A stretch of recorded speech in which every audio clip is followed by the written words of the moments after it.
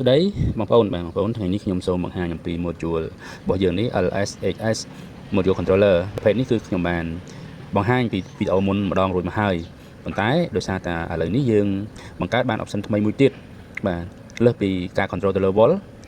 បន្ថែមពីនោះគឺមានរយៈពេលនៃការបញ្ឆេះម៉ាស៊ីនតើយើងកំណត់ឲ្យឆេះប្រហែលម៉ោងក្នុងមួយលើក module នេះគឺយើងមានសមត្ថភាពពេញលេញទាំងប្រើបានទាំងពីរ option បងប្អូនបន្ទាប់ពីយើងដាក់ភ្លើងហើយ module របស់យើងគឺវាមានស្ថានភាពបែបអញ្ចេះខ្ញុំបង្ហាញអំពី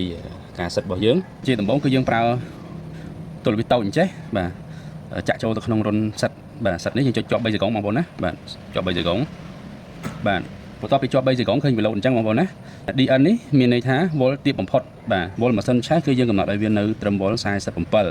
អញ្ចឹងបងប្អូនចង់សិតប្រមាណក៏សិតទៅតាមតែយើងចង់បានបងប្អូនយើងចុចប៊ូតុងសិតមួយទៀតបាទនេះ app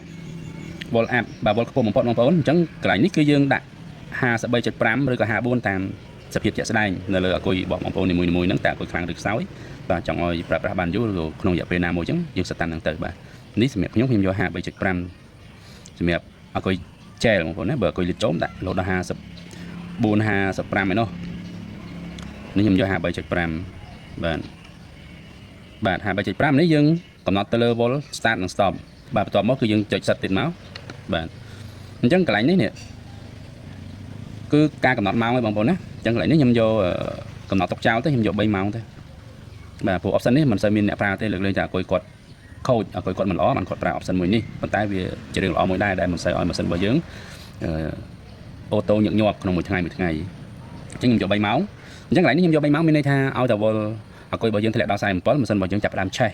ហើយរយៈពេល3ម៉ោងក្រោយទៀតវានឹងរលត់ដោយស្វ័យប្រវត្តិនេះសេរីនាទីបងប្អូនណាចង់សេរីក៏សេរីទៅ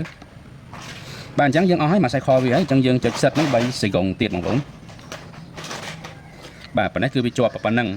អញ្ចឹងកន្លែងនេះបងប្អូនឃើញថាវាអប់អញ្ចេះគឺវាអត់ធ្វើការទេអញ្ចឹងកន្លែងនេះយើងចុចឲ្យវាបាទចុចវា on មកបងប្អូនណាបាទចុចមួយចេះមកគឺវា on ហើយបាទអញ្ចឹងកន្លែងនេះវាចេញជាភាគរយកាលណាវាចេញជាភាគរយអញ្ចេះគឺវាកំណត់ដំណើរការទៅលើ volt អញ្ចឹងយើងឲ្យវាដំណើរការទៅលើម៉ោងវិញបាទគិតជាម៉ោងវិញយើងចុចប៊ូតុងកណ្ដាលនេះបងប្អូនចុចអាប់នេះបាទនេះគឺវាចេញអញ្ចេះគឺវាចេញម៉ោងហ្នឹងហើយបងប្អូនណាបាទអញ្ចឹងបើយើងកំណត់របៀបនេះកាលណា volt ធ្លាក់ដល់47ម៉ាស៊ីនរបស់យើងនឹងឆេះរយៈពេល3ម៉ោងហ្នឹងវា count down រហូតថយក្រោយរហូតដល់0ម៉ោងនេះម៉ាស៊ីននឹងរលត់បន្ទាប់ពីម៉ាស៊ីនវារលត់ហើយវាធ្លាក់ volt ម្ដងទៀតដល់ volt 47ម៉ាស៊ីននឹងចាប់ផ្ដើម start ជាថ្មីម្ដងទៀតបន្ទាប់ពីម៉ាស៊ីនយើងឆេះហើយវាឆេះរហូតដល់3ម៉ោងដល់ការកំណត់របស់យើង3ម៉ោងហ្នឹងគឺម៉ាស៊ីននឹងរលត់ទៅស្វ័យប្រវត្តិវិញបងប្អូនបាទអញ្ចឹងការកំណត់របៀបនេះគឺតែប៉ុណ្្នឹងទេងាយៗទេបងប្អូនបាទអរគុណច្រើនសម្រាប់បងប្អូនដែលតែងតែនិយមជាវការកែច្នៃឧបករណ៍ពីខ្ញុំយកទៅប្រើប្រាស់បាទហើយយើងក៏មានការធានាឲ្យបានត្រឹមត្រូវដែរបងប្អូនណាបើបងប្អូនយកទៅប្រើការទេខ្ញុំនឹងទទួលយកវិញអរគុណច្រើនបាទសូមជម្រាបលា